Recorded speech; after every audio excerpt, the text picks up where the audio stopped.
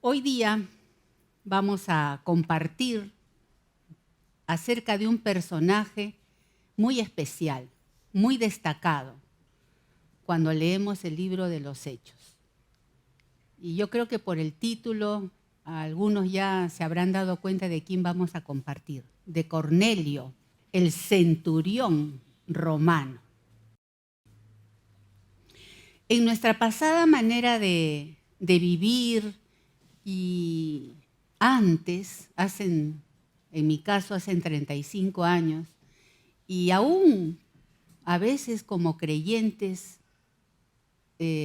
tendemos a pensar, ¿no?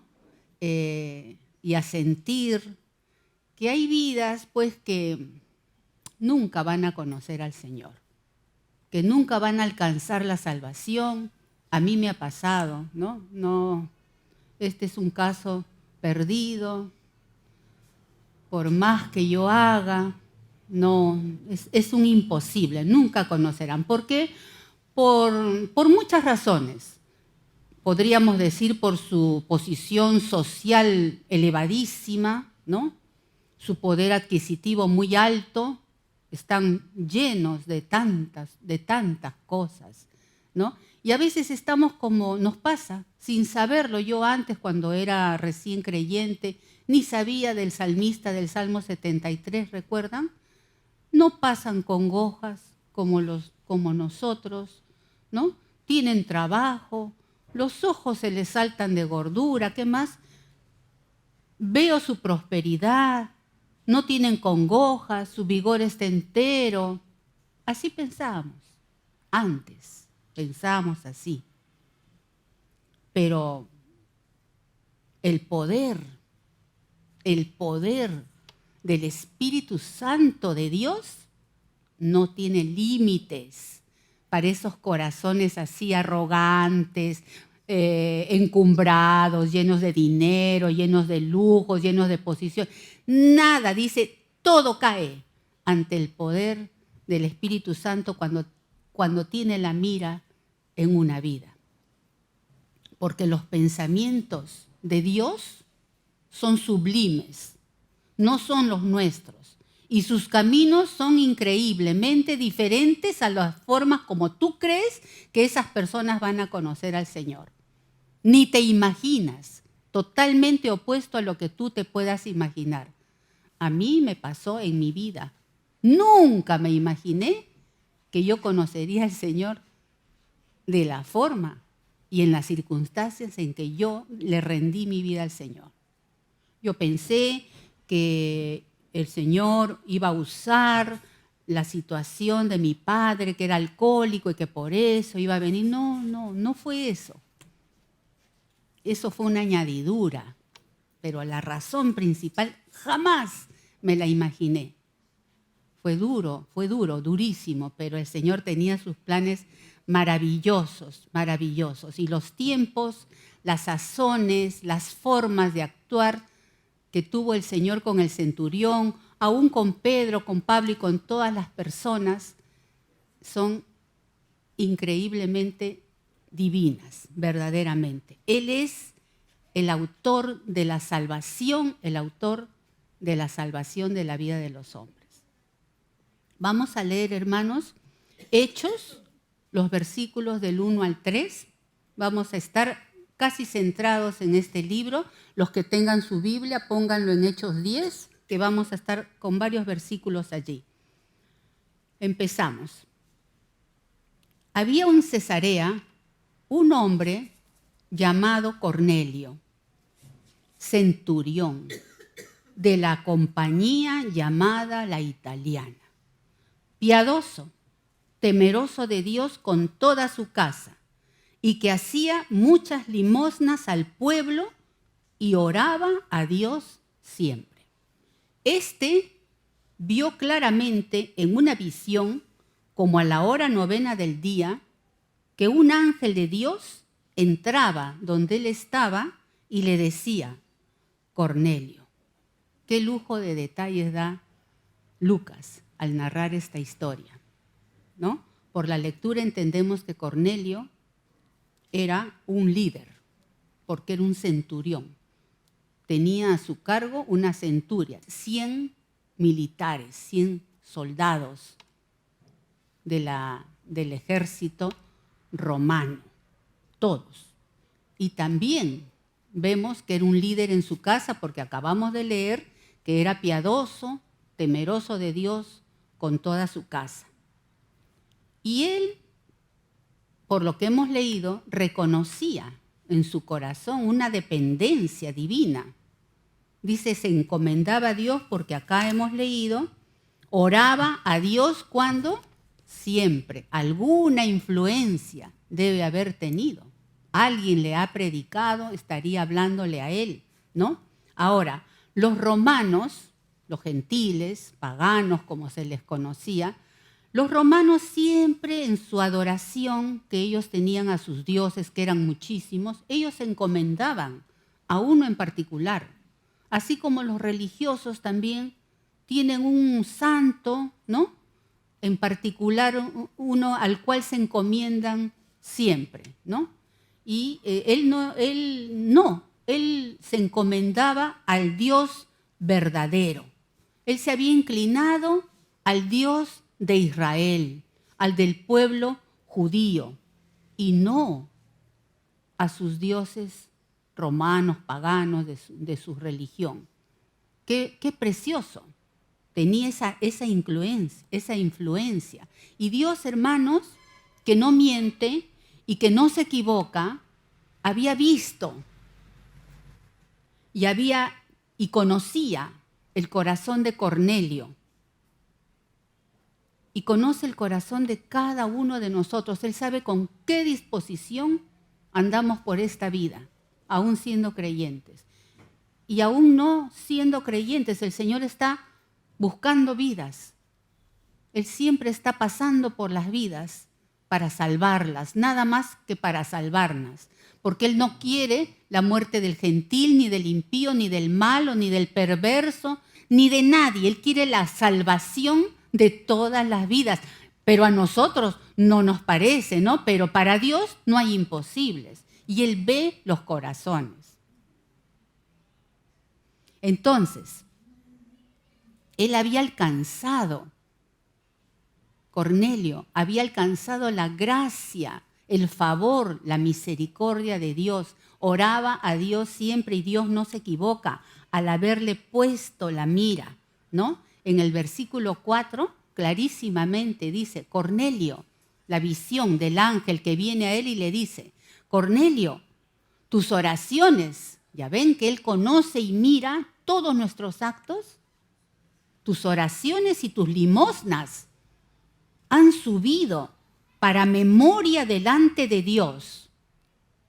¿Y saben qué? El Señor en 1 Corintios 15, en el versículo 58, dice lo siguiente.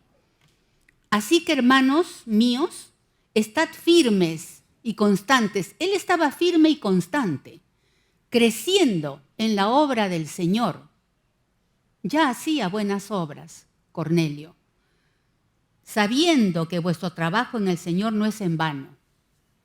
Voy a hacer una luz en tu vida, voy a traerte una revelación a tu vida, una más. Voy a convertirte del todo. Si ahora eres un simpatizante, si ahora te preocupas por esos pobres judíos de mi pueblo, dándoles limosnas, ofrendas. En otra parte dice que había un centurión que hacía una sinagoga, les había construido, o sea, habían buenos, habían gente que se acercaba a Dios, ¿no? Entonces esa luz, esa revelación, como dice en Juan, en el capítulo 1, 9, dice, aquella luz verdadera que alumbra a todo hombre, no eran los dioses romanos los que estaban alumbrando, no, a Cornelio, no, era la luz verdadera de Jesús. La visión, Cornelio, tus oraciones y tus ofrendas han subido delante de Dios. Esa se estaba acercando. Alumbra a todo hombre, venía a su vida.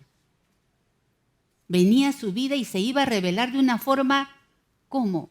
Preciosa, maravillosa, que Cornelio ni se la imaginaba. Y Dios envió esta luz a través de un hombre judío. Vamos a ver que para los judíos, ese pueblo judío al cual Cornelio ayudaba, era muy importante para el pueblo judío por su ley que ellos habían tenido, ¿no? Y que a muchos estarían todavía en la ley. Ya los apóstoles estaban predicando, ya había venido la llenura del Espíritu Santo, estamos en Hechos 10. Para ellos era muy importante ver la generosidad, esos corazones desprendidos que ofrendan, que dan limosna sobre todo cuando hay tanta necesidad. Así estaban los judíos de agradecidos con Cornelio, ¿no? Y ahora esa luz que se acercaba a Cornelio venía de parte de un judío, ¿cómo no? Entonces, el mismo espíritu que obró en Cornelio obraría preciosamente una vez más en Pedro, ¿no? Porque su luz alumbra a todo hombre. La luz de Jesús es para todos los hombres, no solamente para su pueblo, mas a los que le reciben, ¿qué dice la palabra? Les da la potestad de ser hechos hijos de Dios. Amén, ¿no? Entonces, los versículos que siguen son el 5 y el 6. Los que tengan su Biblia pueden leerlos. Yo no sé si están para la proyección, pero se le da instrucciones a Cornelio, el ángel, ¿no? Para hacer venir a su casa a Pedro, ¿no? Que estaba en Jope, ¿no? Y Cornelio, con un corazón dispuesto, sin arrogancia, sin prejuicio ni menosprecio, recibió las instrucciones y las acató, estuvo decidido a cumplirlas, ¿no? Y notemos, pues, en el versículo 7, dice que cuando se fue el ángel y le dijo, envía a Jope, ¿no? Y haz venir a tu casa, ¿no? Y dice en el versículo 8, él envió a Jope, en el 7 dice, envió a 2 de sus criados y a un devoto soldado de los que le asistían. O sea, él mandó a Jope para que hicieran venir a donde él estaba, a Cesarea, él estaba en Cesarea, Cornelio, que hicieran venir a Pedro. O sea, él obedeció, no importándole de lo que era Jope. ¿Qué cosa era Jope en ese tiempo? Jope era un puerto, una ciudad portuaria muy pintoresca, donde llegaban muchos barcos, especialmente llevando madera. Y en Jope vivía Simón, el curtidor. A eso se dedicaba Simón. Y Pedro estaba alojado en la casa de Simón, un curtidor. Su casa creo que era su taller. Y el taller de un curtidor, yo he estado leyendo, era un taller bien especial, porque ahí tiraban las pieles y las curtían y el trabajo era bien rudo. Así que ya me imagino cómo era la casa de Simón el curtidor. Muy diferente a las casas que habían en Cesarea, donde él vivía, donde el centurión vivía. En Cesarea era una ciudad muy importante, romana, era sede de una gobernación romana, Cesarea. Ahí vivía Pilato. Estaba viviendo ahí el centurión. Ahí también recuerdan que vivía Felipe con sus 2 hijas. Y también en Cesarea se refugió Pablo en sus primeros tiempos de conversión, ¿no? Pero Cornelio obedece y dice que envía a 2 de sus criados y envía a un devoto soldado. O sea, devoto soldado. Quiere decir que era un soldado que lo obedecía y le era fiel. ¿Y por qué le era fiel? Algún testimonio tenía pues entonces Cornelio, que era un devoto soldado. Y el testimonio, hermanos, qué lindo testimonio tendría Cornelio entre sus soldados, que uno dice que era devoto de él. ¿Y qué dice la palabra del testimonio que nosotros debemos de tener? Que debe de ser de gran estima. Nuestro nombre, nuestro legado, nuestro ejemplo que demos a las vidas debe ser muy especial. Dice, de más estima. Van a apreciarnos por nuestro ejemplo, por nuestra forma de conducirnos, que por nuestra posición o por nuestras riquezas, como dice el Proverbio 22. De más estima es el buen nombre que las muchas riquezas. Y la buena fama mejor que la plata y el oro. Bueno, ya hemos hablado de Jope, ya hemos hablado de Cesarea, el espíritu que obró en el judío, en Pedro, y que está obrando en Cornelio. Vamos a leer ahora unos versículos que son claves y que son muy preciosos, hermanos. En los versículos del 9 al 16 vamos a leer cuando ya van los criados y el devoto soldado llegan a Jope y se contactan están por contactarse con Pedro. Dice, al día siguiente, mientras ellos iban por el camino, o sea, ya estaban encaminándose a Jope y se acercaban a la ciudad, Pedro, en la casa de Simón, subió a la azotea. Me imagino que el taller no era un lugar para concentrarse. Subió a la azotea para orar cerca de la hora sexta y tuvo gran hambre y quiso comer. Y como él era un hijo de Dios, era un siervo que estaba alojado en casa de Simón, pero mientras le preparaban algo, le sobrevino un éxtasis y vio el cielo abierto y que descendía algo semejante a un gran lienzo que atado de las 4 puntas era bajado a la tierra, en el cual había de todos los cuadrúpedos, terrestres y reptiles y aves del cielo. Y le vino una voz: levántate, Pedro, mata y come. Entonces Pedro dijo, Señor, no, porque ninguna cosa común o inmunda he comido jamás. Volvió la voz a él por segunda vez. Lo que Dios limpió, no lo llames tú común. Esto se hizo 3 veces y aquel lienzo volvió a ser recogido en el cielo. Así es. La luz verdadera que alumbra y revela y despeja y rompe toda venda de los ojos, toda cosa que impide que nos demos cuenta de las cosas, estaba obrando en Pedro. ¿Qué es un éxtasis, hermanos? He buscado. Es un estado de contemplación. Es una elevación que sentimos, porque yo sé que ustedes también, como yo, tenemos nuestros ratos preciosos de devoción, de oración, de una dependencia completa. Cantamos, lloramos, bendecimos, alabamos, exaltamos a nuestro Señor ahí en nuestro lugar hermoso que tenemos, ¿no? Es ese momento de unión perfecta, preciosa, con nuestro Señor, donde las cuerdas del Señor vienen a nuestra vida y traen nuevísimas revelaciones. Yo ya creo que no tengo que explicarles mucho porque cada uno de ustedes sabe lo que se siente en esos momentos.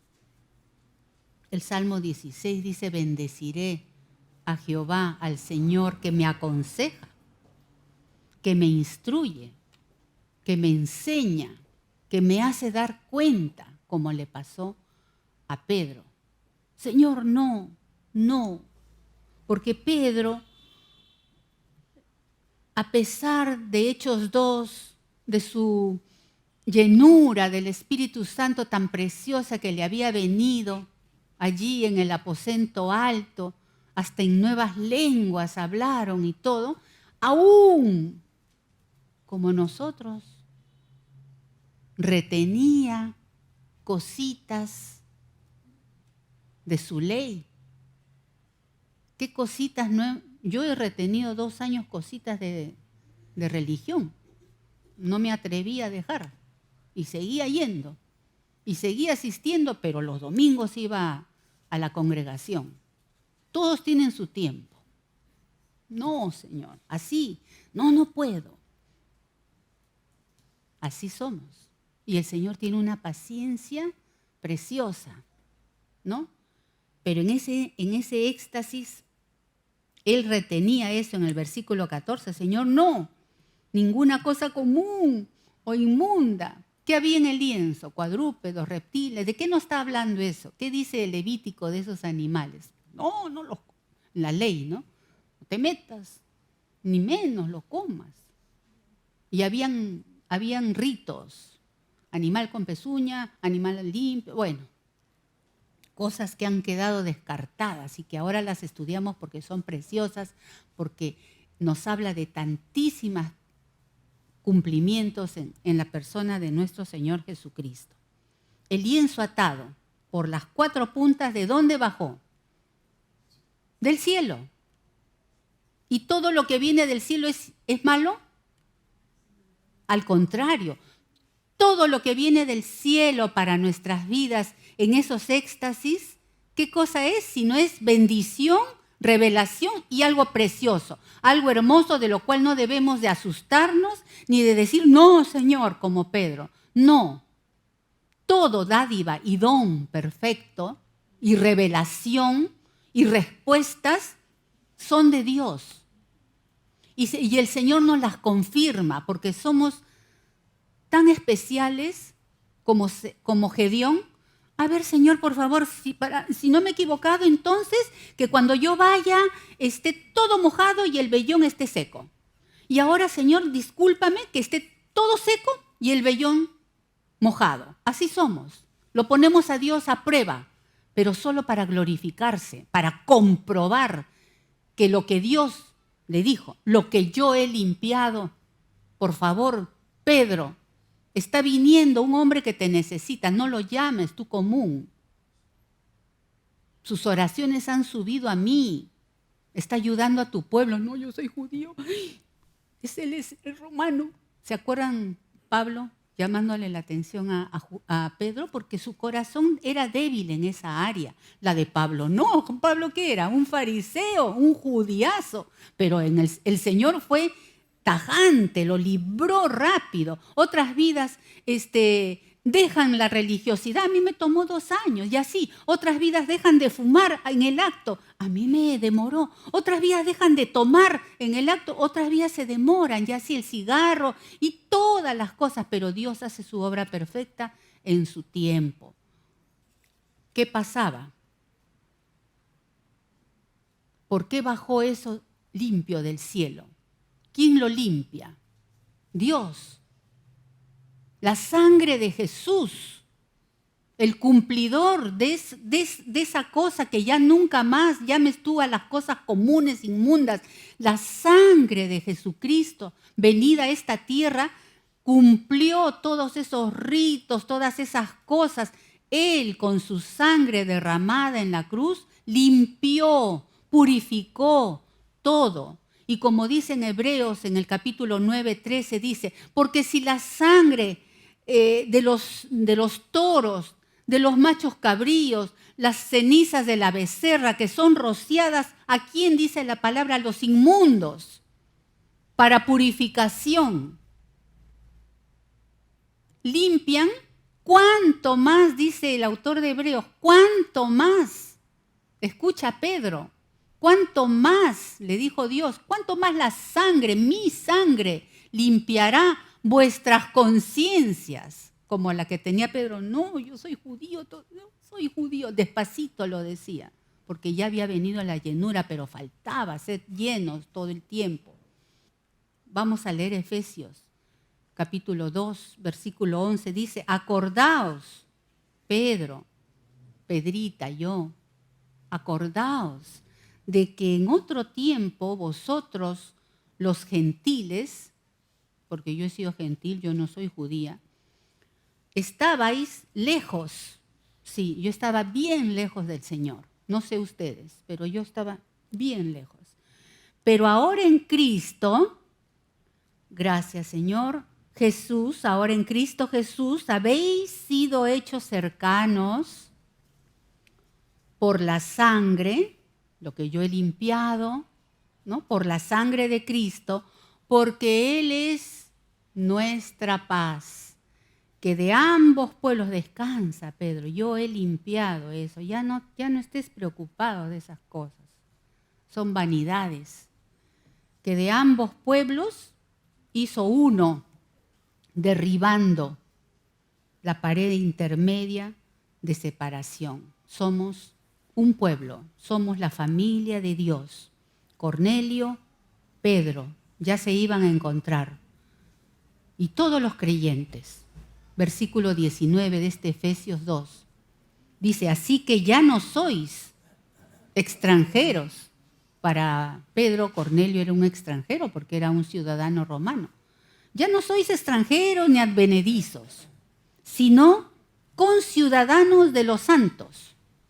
Él va a ser un conciudadano tuyo, Pedro. Tú vas a obedecer lo que yo te diga que hagas con Cornelio y su casa. Y miembros de la familia de Dios. Y Gálatas complementa este hecho preciosamente. En el versículo 28 de Gálatas 3 dice, ya no hay judío,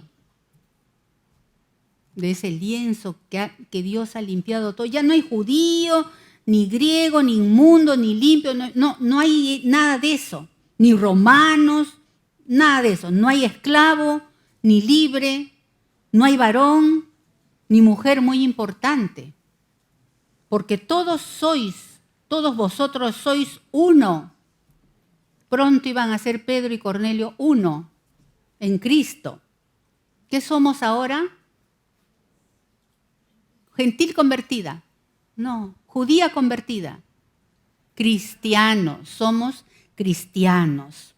Grandes cosas hace Dios cuando hay ese corazón como el de Cornelio, esa disposición tan preciosa, ¿no? Toda fortaleza cae. ¿Se acuerdan el ejemplo de Ruth con Noemí? Noemí, no, Ruth. Insisto, tú eres moabita. No puedes irte conmigo. Se dio, recuerdan, y fue bendición para Ruth, porque conoció al Dios verdadero de una forma preciosa, y fue bendición para Noemí. El ejemplo de Rahab y las espías. Los espías dijo, bueno, ella nos está dando lugar, pero no nos metamos, porque ella es una prostituta. No. Ella tenía una disposición en su corazón y la palabra nos lo dice. Con toda su casa. Está en la galería, está ejemplificada en la palabra. Y Saulo con Ananías. Ananías no fue rebelde. ¡Ay, qué tarea! No, él no es un farisazo, no. No, Ananías, hermano Saulo, reciba la vista. Qué lindo, qué disposición, ¿no? Así es, hermanos. Todo lo que el Señor puede hacer cuando le obedecemos. Y meditemos también en esa actitud de Pedro. Perplejo estaba Pedro. Lo que yo he limpiado, Pedro, no lo llames tú común. Eso lo apabulló a Pedro, pero para bien, para crecimiento espiritual de él. Ahora comprendo, dijo él cuando estuvo hablando con los de Cornelio y su casa. Ahora comprendo que Dios, dice, no hace acepción de personas, así es que, pero a mí me ha mostrado Dios, les dice en la casa cuando está haciendo su discurso, miren, públicamente lo dice. A mí me ha mostrado Dios que a ningún hombre llame yo común o inmundo. Que pareciera que era un poco fuerte, ¿no? Que en la casa de Cornelio él diga eso, pero él le brotó de su corazón porque el Señor había sellado su corazón con un corazón limpio ahora. Ahora sí que estaba su corazón limpio. Esa área de yo soy judío. Despacito. Crea en mí, oh Dios, un corazón limpio y renueva un espíritu recto dentro de mí. ¿Para qué? Para que enseñe a quién, a los transgresores, a los que Dios tiene en la mira, enseñe yo tus caminos, Señor. Creo que, hermanos, les invito a los músicos, por favor, que puedan pasar para terminar esta porción.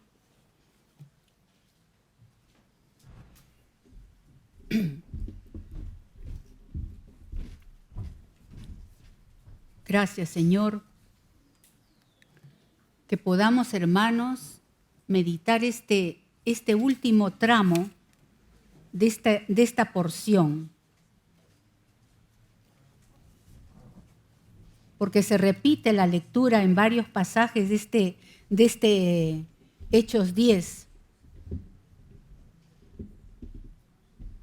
Cuando Pedro le dice en el versículo 33 a Cornelio, enseguida, ¿no? A ningún hombre llame yo común o inmundo, aunque haya sonado fuerte para la casa de Cornelio, pero Pedro dice en el 33, así es que luego envié por ti, y bueno, Cornelio le dice, tú has hecho bien en venir, porque te necesitamos aquí, ¿no? Y en verdad, hermanos, el Señor necesita vidas que puedan estar dispuestas a romper con todas las cosas, sus prejuicios, sus posjuicios, todos sus reparos, y que con un corazón, solamente con un solo deseo de glorificar al Señor, podamos compartirle a esas vidas que tienen una disposición tan preciosa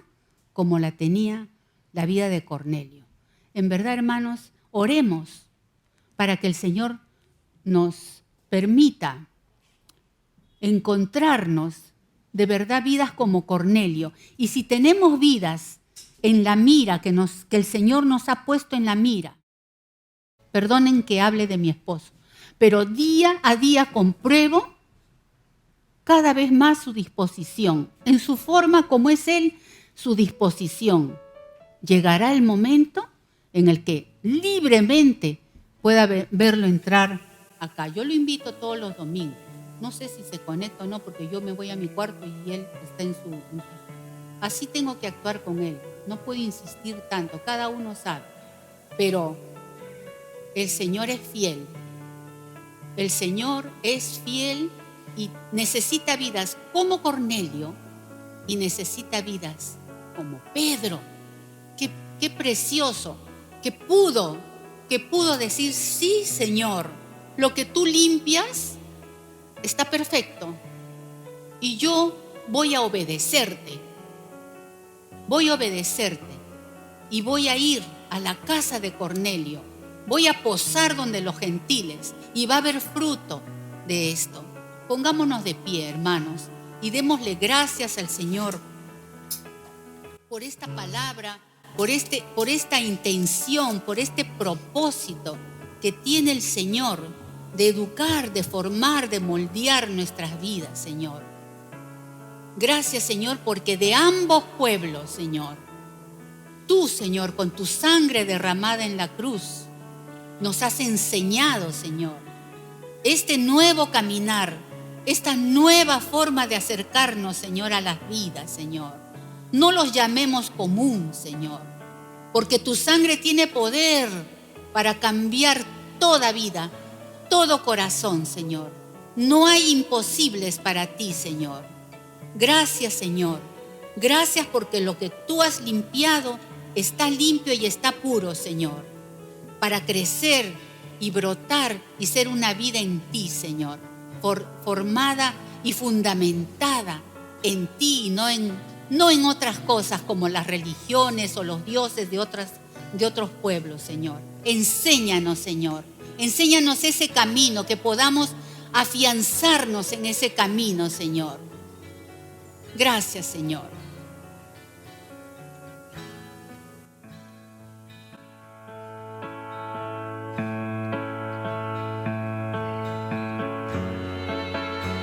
Camino, Señor, y andaré en tu luz. Dame un corazón entregado a ti para honrarte, oh Dios. Purifícame, límpiame, Señor, y líbrame de lo que impida el fluir. Purifícame, límpiame, Señor, y líbrame